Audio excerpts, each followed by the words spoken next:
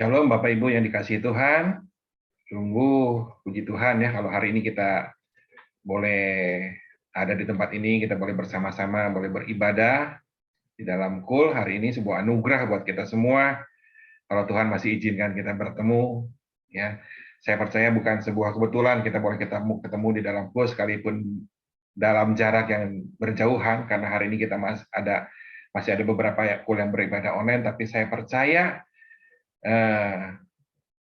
bukan hanya kesempatan saja yang Tuhan beri kita bisa berkumpul, tapi karena ada kerinduan bagi Bapak Ibu semua untuk boleh bersekutu bersama di dalam KUL malam hari ini.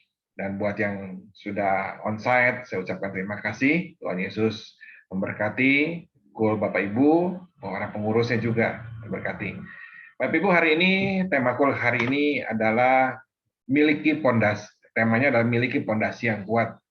Dan sore malam hari ini izinkan saya sekali lagi hari ini untuk menyampaikan renungan KUL hari ini. Bukan berarti saya lebih tahu, karena saya percaya tidak ada orang yang sempurna.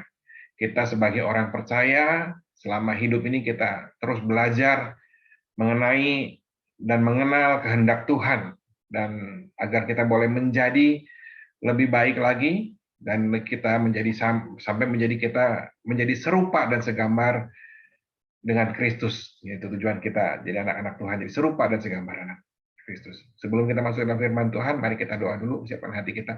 Tuhan Yesus, terima kasih untuk malam hari ini. Kami boleh bersekutu di dalam KUL hari ini, Bapa. Terima kasih, Kau Tuhan baik buat kami. Urapi kami semua, Bapa, yang kami anak-anakmu yang mau mendengarkan firman-Mu, juga hamba-Mu yang menyampaikan isi hati-Mu. Biar apa yang keluar nih boleh membuat hidup kami berubah, hidup kami bertumbuh, berbuah, jadi firman yang bertumbuh dan berbuah dalam kehidupan kami. Terima kasih Tuhan. Di dalam nama Tuhan Yesus, kami siap mendengarkan firman-Mu. Haleluya. Amin. Bapak Ibu dikasih Tuhan, seperti tadi saya bilang, tema hari ini adalah milikilah pondasi yang kuat. Ya, hari ini bukan bicara mengenai pondasi yang kuat, bukan bicara mengenai hanya bangunan secara fisik. Ini mana kita tahu bangunan fisik tidak ada beton, ada semen, ada pasir, dan lain sebagainya. Tapi seperti yang kita ketahui, walaupun hari ini kita menghabiskan bicara secara fisik, tapi seperti yang kita tahu, pondasi ada satu bagian yang terpenting dari sebuah bangunan. Karena sebesar apapun bangunan di atasnya, sehebat apapun dan seindah apapun bangunan yang ada berdiri di atasnya tanpa pondasi yang kuat, akan sia-sia. Karena apa? Karena nggak akan kuat, bahkan mungkin suatu saat akan roboh, akan hancur, karena tidak ada kekuatan yang menopang sebuah bangunan itu berdiri. Jadi pondasi adalah sesuatu yang diperlukan dalam sebuah bangunan untuk menjadi kuat. Ya, karena firman Tuhan di dalam Alkitab pernah menuliskan ada sebuah perumpamaan mengenai dua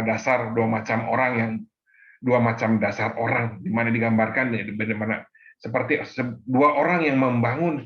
Yang pertama membangun bangunan rumah ini di atas pasir, dan yang kedua membangun di atas batu. Dan firman Tuhan di dalam Matius 6 ayat 24 dibilang ini, setiap orang yang mendengar perkataanku dan melakukannya, ia sama dengan orang yang bijaksana yang mendirikan rumahnya di atas batu. Di dalam perumpamaan itu, yang mendirikan di atas pasir dan mendirikan batu, dan suatu saat ketika badai datang, banjir datang, orang yang mendirikan bangunan di atas pasir hancur, tetapi orang yang mendirikan di atas batu kuat, tetap berdiri. Dan firman Tuhan mengatakan, orang yang mendirikan rumahnya di atas batu itu adalah orang yang mendengar perkataanku dan melakukannya. Dan ia adalah jadi seorang yang bijak. Di ayat yang lain, di Lukas 6, Lukas 7, ayat 46, firman Tuhan, mengapa kamu berseru kepadaku Tuhan, Tuhan, padahal kamu tidak melakukan apa yang aku katakan. Karena setiap orang yang datang kepadaku dan mendengarkan perkataanku dan melakukannya, aku akan menyatakan kepadamu dengan siapa ia disamakan. Ini perumpamaan yang sama, cuma dicatat di dalam kitab Lukas. Ya. Tuhan bilang, orang yang mendengar dan perkataan dan melakukan, aku akan menyatakan kepadamu dengan siapa ia disamakan. Dengan siapa kita disamakan, tergantung bagaimana kita membangun Apakah di atas pasir, apakah di atas batu? Tuhan bilang orang yang mendirikan di atas batu adalah orang yang bijaksana, ya, orang yang bijaksana. Tetapi orang yang mendirikan di atas pasir dibilang seperti orang yang bodoh. Bapak Ibu, di dalam menjalani kehidupan, ya, dalam menjalani kehidupan, Tuhan nggak pernah berjanji sih ketika kita berjalan, ketika kita terima Tuhan sebagai Tuhan Yesus dan Juru Selamat kita jadi orang percaya. Tuhan nggak pernah berjanji kalau jalan kita akan selalu lurus dan mulus. Ada kalanya Tuhan mungkin izinkan kita masuk di dalam satu permasalahan di dalam kehidupan kita. Sama seperti yang di Daud katakan, ada Tuhan membaringkan, kadang membawa kita ke dalam lembah kekelaman. Tapi percayalah, yang Tuhan janji, Tuhan nggak pernah membiarkan umatnya sendirian.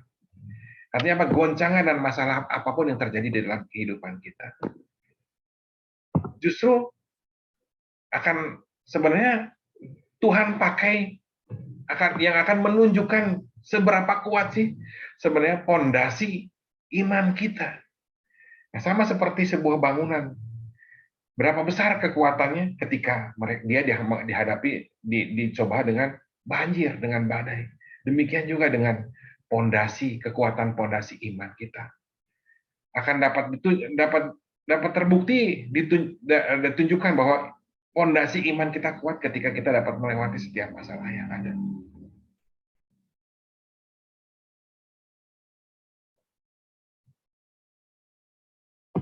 Apakah pondasi iman kita nih ketika kita ngadapin masalah seperti seorang anak kecil?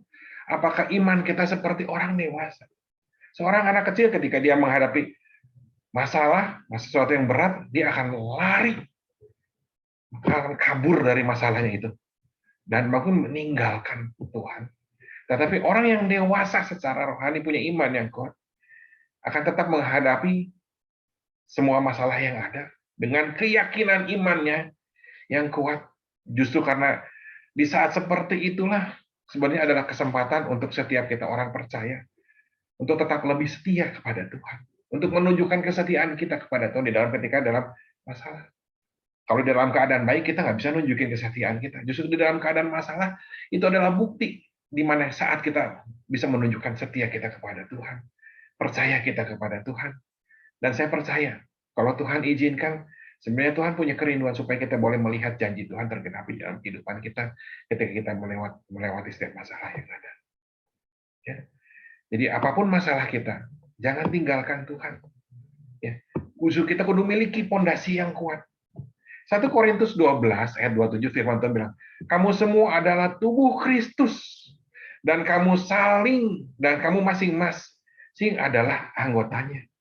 Ini surat yang dituliskan Rasul Paulus kepada jemaat di Korintus. Rasul Paulus menuliskan suratnya kepada jemaat di Korintus dan mengatakan bahwa kita semua itu adalah tubuh, bagian penting di dalam tubuh Kristus, punya porsi dan kelebihannya masing-masing yang untuk saling menguatkan dan saling melengkapi sampai membentuk satu tubuh yang namanya tubuh Kristus. Jadi kalau dibentuk sampai sedemikian banyak, orang lain bisa lihat, oh begitu tuh orang Kristen, oh begitu tuh anak Tuhan. Ya. Sehingga orang lain bisa melihat dengan jelas surat yang terbuka, firman Tuhan di dalam setiap kehidupan kita. Ya. Kita semua adalah tubuh Kristus. Sama seperti sebuah bangunan tadi bicara pondasi. Dikatakan kuat dan kokoh dimulai dari pondasinya. Demikian juga tubuh kita, ya. Tubuh Kristus, tubuh kita secara pribadi dikatakan kita juga perlu punya tubuh yang kuat, punya iman yang kuat, punya iman yang sehat di dalam Tuhan. Dan saya percaya, ya, iman yang kuat, iman yang kuat, yang sehat nih bisa dilihat, ya, dari bagaimana kesehatan tubuh kita. Ya. Firman Tuhan menggambarkan dalam tubuh Kristus mungkin ada kepala, ada tangan, ya, ada mulut. Demikian juga dengan tubuh kita, dengan tubuh rohani kita. Ada bagian-bagian yang harus kita perhatikan di dalam tubuh untuk menunjukkan bahwa kita sehat, untuk membuktikan bahwa kita untuk memiliki tubuh yang sehat. Saya percaya kita kudu memiliki anggota tubuh yang sehat juga. Dan hari ini kita mau belajar. Ya. Kalau mau kita mau punya tubuh rohani yang sehat, ya, secara rohani, pertumbuhan rohani yang sehat. Kita juga kudu punya tubuh rohani, anggota tubuh rohani yang sehat. Ya. Hari ini kita mau belajar. Ya. Ada beberapa hal yang harus kita perhatikan agar kita ini boleh menjadi kuat, agar kita ini boleh menjadi punya tubuh yang sehat. Ketika kita ngadapin masalah, kita tetap kuat. Ya. Yang pertama, hari ini kita belajar.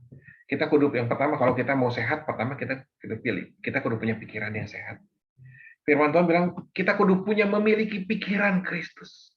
Filipi 2 ayat 5, firman Tuhan, hendaklah kamu di dalam hidup bersama menaruh pikiran dan perasaan yang terdapat juga di dalam Kristus Yesus. Hendaklah kita punya, kalau kita mau punya tubuh rohani yang sehat, yang kuat, kita kudu punya dimulai dari pikiran yang sehat, yaitu pikiran Kristus.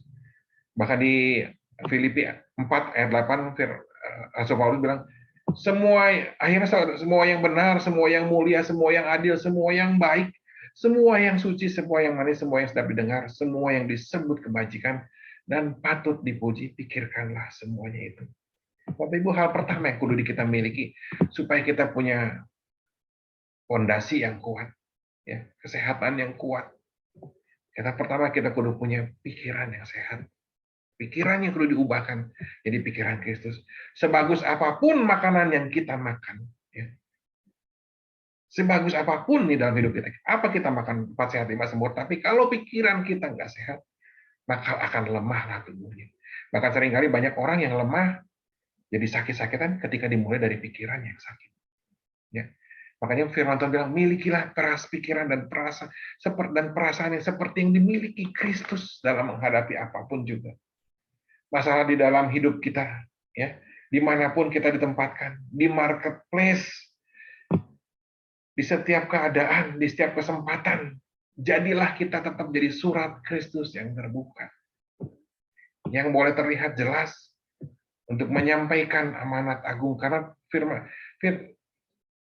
Tuhan Yesus punya pemikiran Kristus menjadikan semua bangsa murid Tuhan.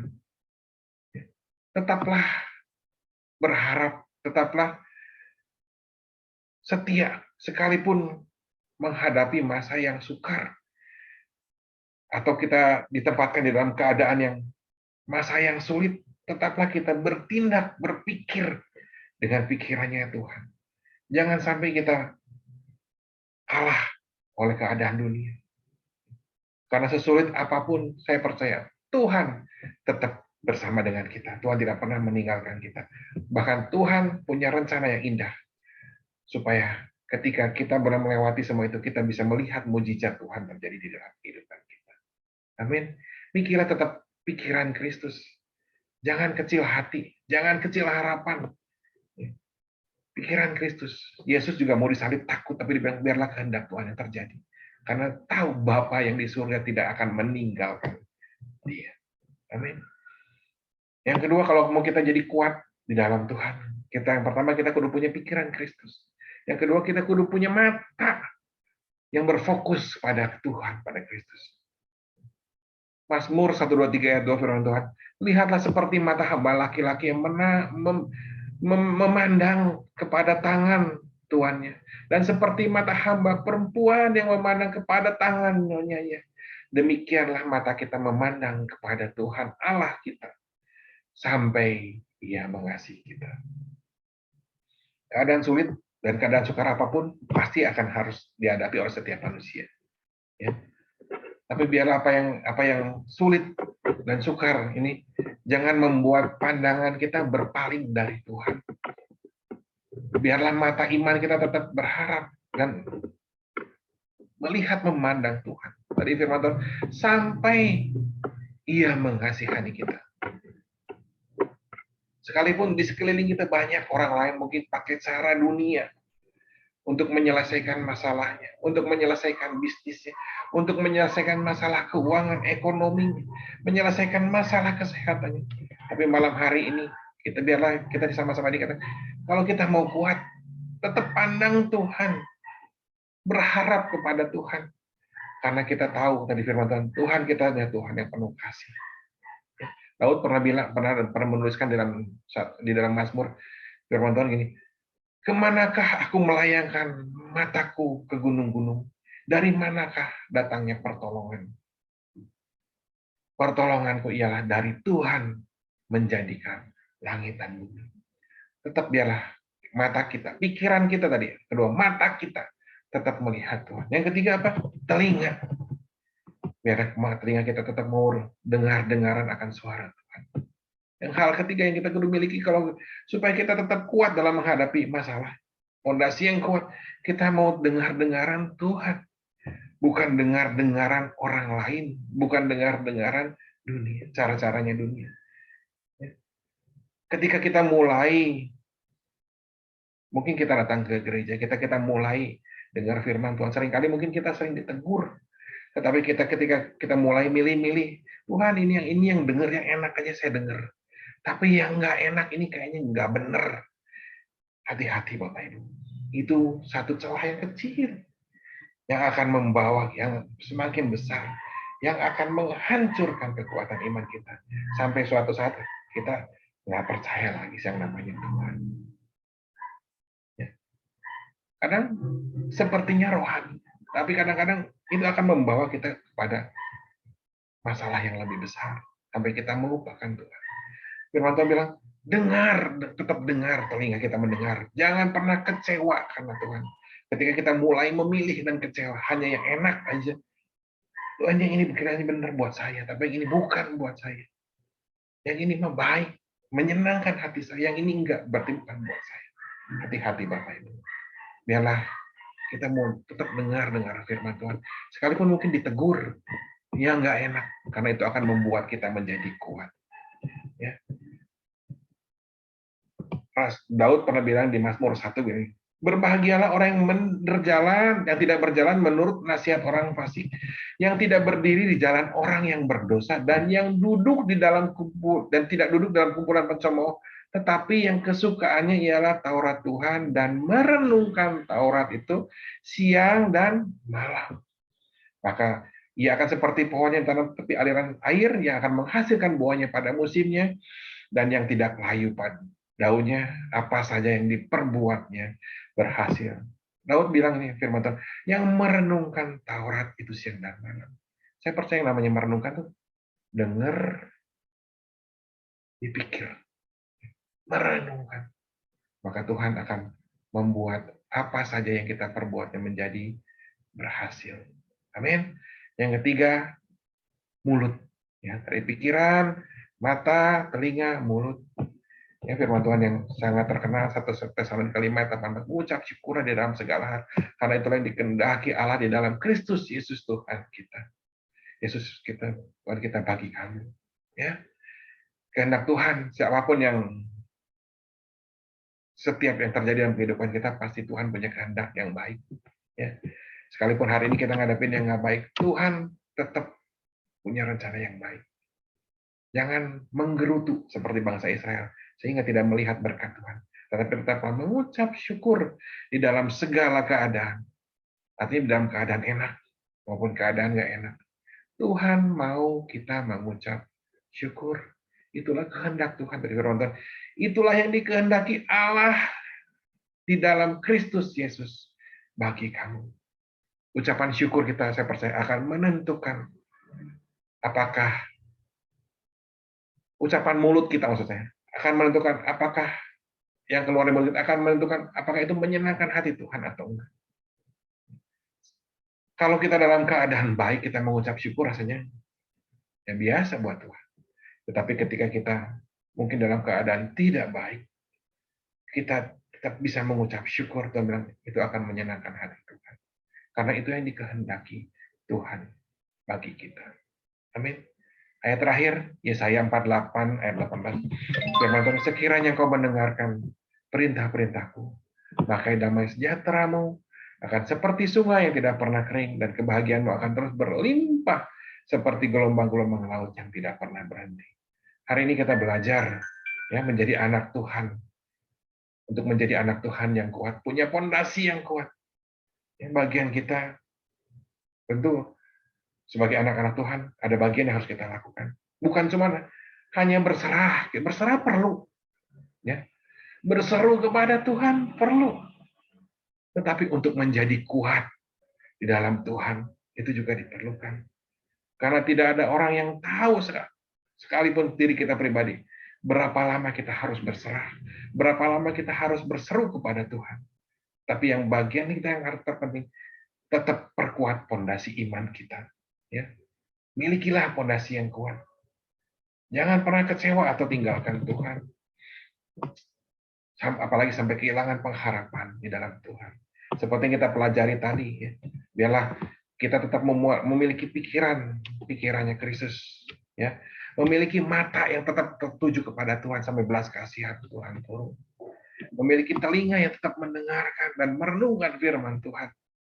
Dan tetap mengucap syukur. Karena semua masalah yang ada, yang terjadi dalam Bapak Ibu, terhadap saya juga, sebenarnya Tuhan punya satu tujuan. Tuhan tidak membuat kita menjadi hancur, tapi Tuhan mau jadi kita kuat. Ketika kita melihat bagaimana jalan keluar yang Tuhan kasih, melihat mujizat yang Tuhan berikan buat setiap doa yang kita lakukan ketika kita dalam keadaan sulit, maka saya percaya kekuatan dari Tuhan akan timbul otomatis di dalam kehidupan kita. Pengenalan kita akan timbul otomatis lebih kuat kepada Tuhan. Bahwa Tuhan kita adalah Tuhan yang hidup. Amin. Ya, kita tutup dalam doa. Tuhan Yesus, terima kasih untuk malam hari ini. Kami bersyukur Engkau Tuhan yang baik buat kami. Urapi setiap kami anak-anak-Mu Tuhan. Biarlah kami tahu Tuhan dalam setiap kehidupan kami bukan hal yang mudah untuk melewati setiap hari demi hari. Ada tantangan dan rintangan yang harus kami hadapi dalam kehidupan ini, Bapak. Tapi kami percaya Tuhan, lewat malam hari ini kami diingatkan untuk tetap bisa memiliki pondasi yang kuat di dalam hidup kami. Dengan tetap berpikir dengan pikiran Tuhan, tetap mata yang tertuju kepada Tuhan, dengan telinga yang tetap merenung, mendengar firman Tuhan, dengan tetap mengucap syukur dengan mulut kami di dalam setiap keadaan yang kami alami, Bapak. Terima kasih Tuhan. Berkati setiap anak-anak-Mu yang mungkin ada dalam keadaan susah, dalam keadaan tidak baik malam hari ini, Bapak. Ada yang sakit, Tuhan, Kau yang pulihkan jamaah di dalam nama Tuhan Yesus. Jadilah sembuh di dalam nama Tuhan Yesus. Terima kesembuhan. Yang ada terbeban di dalam masalah ekonomi, keluarga, Tuhan, Kau buka jalan keluar. Beri hikmat agar jalan keluar yang Kau sudah berikan dapat mereka lihat, Bapak, sehingga mereka dapat mengambil dan menjalankannya, Bapak, keluar di dalam setiap masalah yang ada. Terima kasih Tuhan Yesus. Hanya dalam nama Engkau kami berdoa. Kami mengucap syukur. Haleluya. Amin. Shalom. Tuhan Yesus memberkati semuanya. Sampai jumpa minggu depan.